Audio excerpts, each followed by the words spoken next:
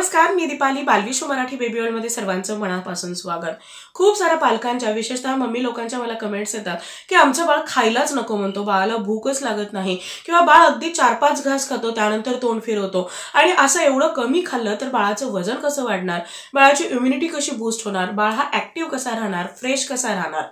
लक्षात घ्या, बाळ कमी खातो आहे हा कधीच प्रॉब्लेम नसतो. आपण बाळाला काय देतो आहे हे जर आपण लक्षात घेतलं आणि बाळाच्या आवश्यकतेनुसार, बाळाच्या वाढीनुसार, वयानुसार हे पदार्थ योग्य प्रमाणामध्ये, योग्य त्या वेळी, योग्य प्रकारे बाळाला दिले तर नक्कीच बाळाचं वजन वाढायला, इम्युनिटी बूस्ट व्हायला ही मदत होणार असते. आजच्या व्हिडिओमध्ये पालकांच्या याच तक्रारी लक्षात घेऊन मी तुमच्यासोबत एक सुपर हेल्दी असा पदार्थ शेअर करणार आहे.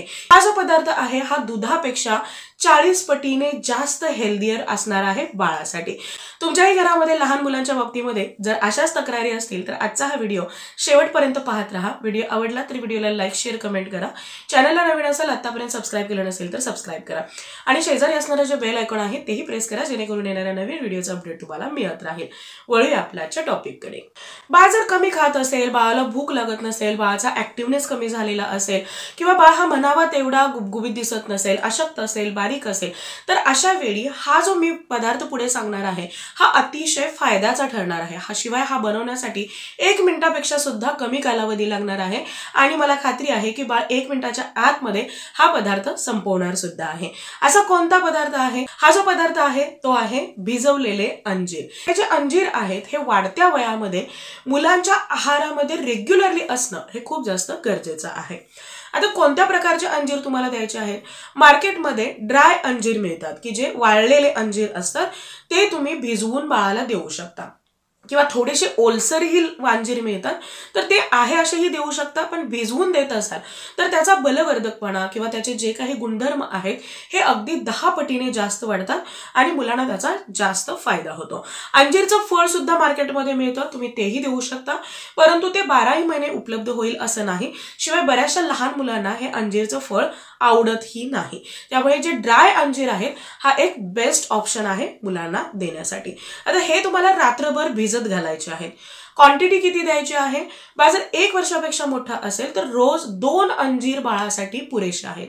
1 वर्षापेक्षा जे लहान बाळ आहे, म्हणजेच 6 महिन्यापासून ते 1 वर्षापर्यंत जे बाळ आहे, अशा बाळाला दररोज 1 भिजवलेलं अंजीर पुरेसं आहे. लक्षात घ्या, अंजीर जे आहे यामध्ये दुधापेक्षा 40 पटीने जास्त आयर्न आहे, म्हणजेच लोह जे आहे हे 40 पटीने दुधापेक्षा जास्त आहे. आता काही मुलांना दूध आवडत नाही, किंवा नेहमी आपण मुलांना दूधही देऊ शकत नाही, काही मुलं दूध प्यायलाच नको म्हणतात, तर अशा वेळी तुम्हाला दूध पिण्यासाठी बाळाच्या मागे लागण्याची गरज नाही. हे फक्त 2 अंजीर बाळाला द्या, बाळासाठी ते पुरेसे होतील. या अंजीरमध्ये जवळजवळ 1.5 पटीने जास्त कॅल्शियम आहे दुधापेक्षा. म्हणजे जेवढं 1 ग्लास दूध पिऊन किंवा 1 कप दूध पिऊन कॅल्शियम बाळाला मिळणार आहे, त्यापेक्षा 1.5 पटीने जास्त कॅल्शियम मुलांच्या आहारामध्ये या 2 अंजीरमुळे बाळाला मिळणार आहे. कॅल्शियम हे वाढत्या वयामध्ये मुलांच्या हाडामध्ये बळकटी आणण्यासाठी, स्नायूमध्ये मजबूती आणण्यासाठी खूप जास्त गरजेचं असतं. मुलांच्या दाताच्या आरोग्यासाठी सुद्धा हे कॅल्शियम खूप महत्वाचं असतं. यासोबतच यामध्ये जवळजवळ 4 पटीने जास्त असतं पोटॅशियम, आणि 6 पटीने जास्त असतं मॅग्नेशियम. ज्या पद्धतीने कॅल्शियम आपल्या शरीरासाठी आवश्यक आहे, त्याच पद्धतीने हे मॅग्नेशियम आणि पोटॅशियम सुद्धा आपल्या हाडांसाठी, स्नायूंसाठी, किंवा आपल्या आतड्यांच्या आरोग्यासाठी, डायजेशनसाठी, गट हेल्थसाठी खूप जास्त गरजेचं असतं. त्याचबरोबर या अंजीरमध्ये जवळजवळ 10 ग्रॅम फायबर आहे, ज्यामुळे बाळाचं डायजेशन उत्तम व्हायला मदत होते. तर असे हे जे गुणधर्म आहेत हे दुधापेक्षा कितीतरी पटीने जास्त या अंजीरमध्ये आहेत, आणि म्हणूनच रेग्युलरली तुम्हाला 2 भिजवलेले अंजीर वेगवेगळ्या पद्धतीने बाळाच्या, लहान मुलांच्या आहारामध्ये जरूर द्यायचे आहे. हे देण्याचा एक बेस्ट टाइम कोणता असेल तर ते सकाळी उठल्याबरोबर तुम्ही बाळाच्या नाश्त्यामध्ये हे अंजीर देऊ शकता.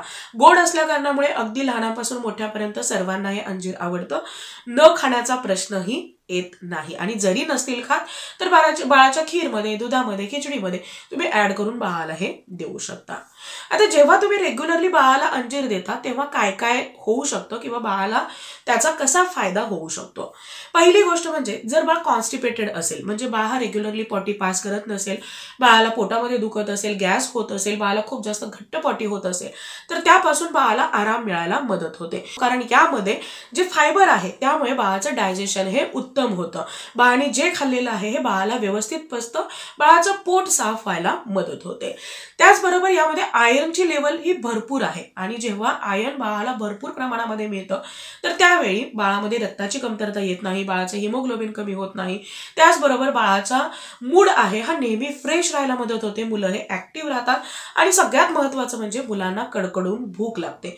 जेव्हा मुलांना खरोखर भूक लागते तर त्यावेळी पुढे आलेला प्रत्येक पदार्थ मुलं हे आवडीने आणि तेवढ्याच मनापासून खातात आणि असे मनापासून खाल्लेले जे पदार्थ आहेत हे मुलांच्या खऱ्या अर्थाने अंगी लागतात. रेग्युलरली तुम्ही मुलांच्या आहारामध्ये अंजीर देत असाल तर जी ब्लड शुगर लेवल आहे ही कंट्रोलमध्ये राहते. शिवाय जे बॅड कोलेस्ट्रॉल आहे हे सुद्धा नियंत्रित राहायला मदत होते. म्हणजेच बाळाचं जे वजन आहे हे हेल्दी पद्धतीने वाढतं. म्हणजे तुमचं बाळ नुसतंच गुटगुटीत दिसतं आहे, गुबगुबीत दिसतं आहे, पण अंगात ताकद नाही असं होणार नाही. त्यामुळे वजन जर बाळाचं वाढवायचं असेल, भूक वाढवायची असेल तर बाळाला अंजीर देणं हे खूप जास्त गरजेचं आहे. या सगळ्या ज्या गोष्टी आहेत या मुलांची इम्युनिटी बूस्ट करायला सुद्धा मदत करतात आणि म्हणून मुलांचं आजारी पडण्याचं प्रमाण कमी होतं. अंजीर हे आपल्या शरीरामधली हीट कमी करण्यासाठी खूप जास्त फायदेशीर आहे. वाढत्या वयामध्ये मुलांची बॉडी हीट जर वाढलेली असेल तर त्यावेळी मुलांची भूक हे आपोआप कमी होते, त्वचेचे खूप सारे आजार होतात, डायजेशन प्रॉपर होत नाही, मुलांनी जे खाल्लेलं आहे हे व्यवस्थित पचत नाही आणि म्हणूनच बाळाची हीट रिड्यूस करणं किंवा कमी करणं, नियंत्रित ठेवणं हे एक मोठं चॅलेंजिंग टास्क असतं. पण जर अंजीर तुम्ही रेग्युलरली देत असाल तर त्या हीट रिलेटेड तुम्हाला वेगळे काही उपाय करण्याची किंवा त्यावरती वेगळा विचार करण्याची गरज भासणार नाही. तर असं हे बहुगुणी अंजीर तुम्हाला भिजवून रेग्युलरली बाळाच्या आहारामध्ये जरूर समाविष्ट करायचं आहे. तुम्ही तुमच्या मुलांना अंजीर देता की नाही हे मला कमेंट बॉक्समध्ये जरूर सांगा. सो आय होप आजचा हा व्हिडिओ तुम्हाला आवडला असेल आणि हेल्पफुल ठरला असेल. Thank you so much for watching this video. Bye bye. See you soon with new topic.